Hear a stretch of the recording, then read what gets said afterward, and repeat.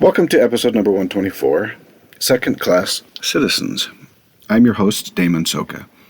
So this last week, I was watching an episode of The Chosen. Not sure how many of you have seen this series.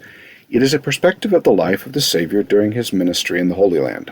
I don't always agree with everything about the show, but I do find its perspective interesting to explore. One particular episode added significant detail to the story of the Savior and the Samaritan woman at the well. Now, I realize many of you know this story from the Scriptures, but I wanted to paraphrase it a little bit and then discuss something I find incredibly interesting about this story and really important about the Savior. The story is actually found in chapter 4 of the Gospel of John. Interestingly enough, though, John was the only one to record this experience. The Savior, with some of his disciples, intentionally traveled through Samaria and had stopped at Jacob's well to rest and find some food.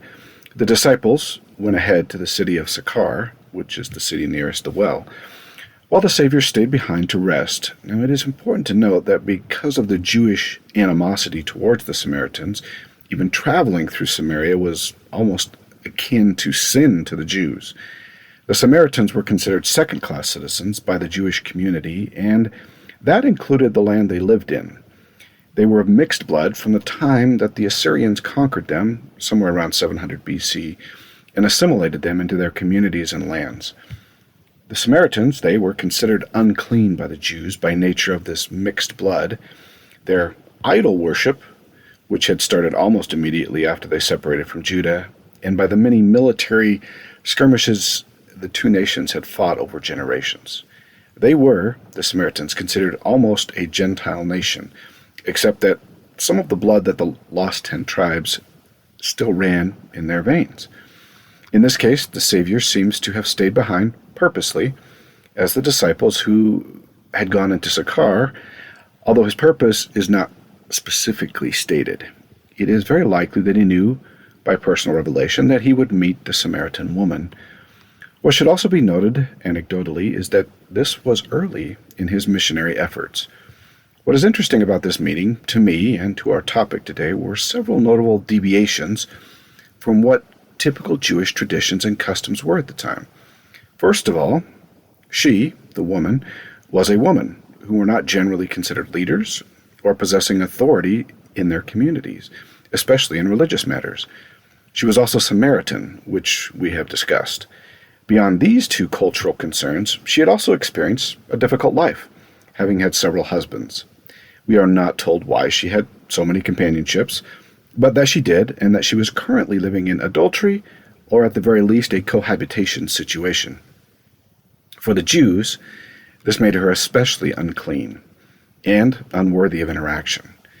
We really are not told much more about her, except her purpose to draw water from the well, and doing so alone. To be at the well alone also appears to show that she may have been somewhat of an outcast even in our own society. The woman was well acquainted with Jewish citizenry ignoring her and looking upon her with disdain, and so states to the Savior, saying, and this is a quote from the Scriptures, "How is it that thou, being a Jew, askest drink of me, which I am a woman of Samaria?" For the Jews have no dealings with the Samaritans. It is as if she was saying, "Why are you even talking to me? Don't you know who I am? Second-class citizen in your culture, and worse, my life is a mess." Although she did not divulge her personal life difficulties until the Savior had disclosed it by prophecy. If we look at her from Jewish culture, she would have been the last person anyone in the Jewish community would have chosen to be a witness of the Messiah. Nothing about her life, from her genetics to her religion and her culture to her personal choices, would have said, "Pick me." Out of all the people the Savior could have interviewed, taught, and testified of his divinity, he chose a woman whose life was even probably second class within her own community. And yet the Savior chose her to be his witness. I should add, one of his first witnesses. Why her? What was different about this Samaritan woman? Why choose a person who's standing in the community and whose life was complicated, messy, and really not in a great place to be a witness? I personally sometimes wonder if the Savior chooses these type of people because they are humble enough to accept him without reservations and to worship him without strings attached. What I find most comfort in her story is that she was an outcast, someone who society had relegated to the corner as unworthy, defiled, and unclean. The Savior did not accept the designation society had given her, and chose her as a witness, even with all of her life experience and her current condition of cohabitation. He didn't seem to see any of it, or at least in the sense of condemnation. Perhaps better said, he saw all of it and chose to ignore it because he saw her. He saw the religious, community, cultural, and social judgments as lacking merit in her case. He saw her for her potential and not her past or even her present. And by so doing, she became a messenger to the town of Sychar, where it states many believed on him. And she even used her past as one of the main reasons she believed in the Messiah. As the Savior had told her all things she had done as part of his witness to her of his calling. I have pondered much recently about this outcast woman, and just how often I have felt similar to her. Mental illness can really make one feel as an outcast, relegated to the foyers and really outside of the main body of the church. It can make one feel as the Samaritan woman, not only looked down upon from society, but sometimes even from within the church membership. The symptoms of the illness and its powerful effects upon desire, confidence, self-worth, and spirituality can make one feel out of place, lost, and what might be termed a second-class citizen. This is one of the terrible effects of the illness that does not allow us to see our true selves or feel acceptable.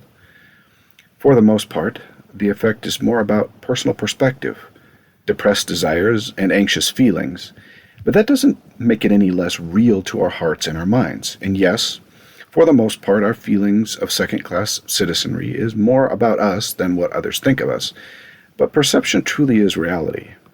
When I think about my own outcast feelings and my personal relationships with board memberships, I personally don't believe that members of the church in any way or purposely cause anyone to feel outcast or unacceptable. I do believe that those of us who suffer many times interpret intentions and feelings of those around us incorrectly. Good relationships are a two-way street of communication, and our illness causes serious interruptions in those communications. We simply don't communicate well when we are suffering with all types of mental illness. I believe those altered or non-existent communication abilities are simply being mirrored back to us by those around us. And this mirroring effect then causes us to feel more isolated, misunderstood, and outcast. Beyond our lack of communication skills during our episodes, personal self-worth reduces significantly, and our anxiety and skepticism deepens. Because we feel and think through a darkened mental illness window and lens, our mind is looking for reinforcement of what we feel to be true. Because we cannot know someone's intention, our minds can bend and twist outward cues to match what we already feel, causing a self-reinforcing thought pattern that we are indeed outcasts. A leader does not come over and talk to us. A friend has chosen a different seat. A neighbor doesn't see us outside and doesn't wave as they drive by. Our boss is indifferent to a project we've completed. Anyone who has been there understands how easy it is to see second class when you are already feeling that way. What I have learned by experience and by some study is that those around us tend to mirror what we give to them. If we aren't feeling much like talking, smiling, or responding to cues, then those around us will often mirror what we are outwardly giving to them, reinforcing, unfortunately, what we already feel. Most people are far more self-aware than they are aware of others, and psychologically, we tend to focus on how individuals are reacting to us, not what we in reality are giving to them. But in a relationship, what we give to them matters significantly, and it is as important as what we receive. I am most certain that this woman who walked to the well that day did not feel as though her life was in order. I'm certain she probably mirrored the difficulties in her actions. I'm certain that she felt the weight of her problems and her decisions, and she may have even suffered with some mental illness, although nothing states that she did. The Savior chose her that day to be his witness. He came to her when she was suffering from society's indifferences and even religious indifference. She was not considered an active member of the church in her day. In our day, she may not have even felt comfortable going to church or being religious. But from her response to the Savior, she did have faith and understanding of a Messiah, and she was looking for relief from her situation. The Savior came to her. He did not change her situation. He did not change her life in a social sense. She was still an outcast when she met him and when she left him. Nothing had changed in her external circumstances. Yet, she was called to be a witness to his mission to the Jews, of which she was a part. Think of the blessing she received, to be ministered to personally by the Savior in a part of her life she might have thought that the Savior would never have come to her, much less talk to her, and certainly not to call her to be a witness of his personal ministry. She was in no position to be a witness, at least in the sense of the community in which she lived, and even according to her personal life. Her burdens were difficult, and her problems were actually not going to go away anytime soon. The Savior knew of her emotional burden, and you can hear echoes of that burden in what she told him. As I paraphrased previously, "Why are you talking to me? Don't you know who I am, that I'm a second-class citizen in your culture? And worse, my life is a mess?" And yet, even with all of that, the miracle occurred. The Savior came to one who was outcast in many ways, and made her a witness of his moral ministry. Enduring mental illness, with all its various difficulties, social, mental, emotional, and spiritual, can feel very similar at times to the Samaritan woman. We can feel as an outcast within our communities and even within our ward. We struggle to find and develop enduring relationships and friendships. We can feel as though we don't fit into the main body of the saints. And our affliction, although mostly hidden, causes us to feel unworthy and almost unclean in a Jewish sense. We struggle to feel the peace of the gospel. We struggle to hear the voice of the Spirit. We struggle to communicate at a reasonable mortal level. We spend so much time managing our illness that even reaching out to someone else can be a major effort in our lives. We struggle to reach out to the Savior. We struggle to even feel worthy enough for prayer at times. I believe that in many ways the story of the Samaritan woman was written for those of us who at times, or most of the time, feel like outcasts and outsiders. The Savior cares very much for those who feel this way. Just like this woman, at times he chooses us to be his witness and to gather others who may feel the same. He comes personally into our lives and then waits for us to meet him at the well. He doesn't change our circumstances. He doesn't necessarily change our environments, the society around us, or even our illness. He simply calls us to him and allows us to be accepted and loved. He communicates what he sees in us and our potential and ignores the difficulties and complexities of our illness. He sees us as we will be in the eternities, not as we are now here in mortality. Yes, we may at times still feel more like an outcast, but the Savior will find us at the well and help us to see our true value in his kingdom. May the Lord bless you to see your true value. Until next week, do your part so the Lord can do his.